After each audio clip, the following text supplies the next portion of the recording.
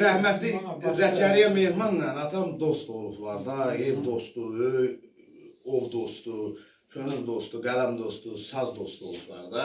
Zəkəriya Mehman rəhmətə gedəndən sonra atam bir məclisdə, Zəkəriya Mehmanın söhbəti düşdüyü bir məclisdə bunun yerini görür da, burada bu sözlərə, suallara cavab verəsi Zəkəriya Mehman olur.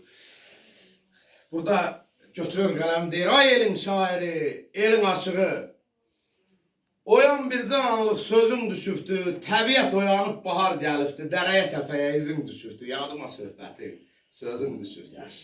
Dərdi danışardın, dərdi bilmişə, ovçuluq da olmuşdu sana bir peşə, süfrə qurub, kabaq düzərdin şişə, qalx ocağın yanıb, közün düşübdü, yadıma söhbətin, sözün düşübdü.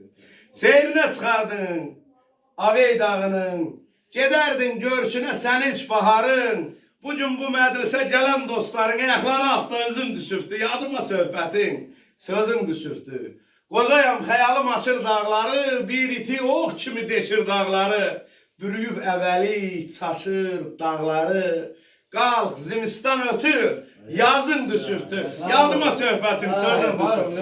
Aşıq Qoca Kosayev, yəni Allah ölənlərinizə rəhmət eləsin, atam öz dostuna yazdı.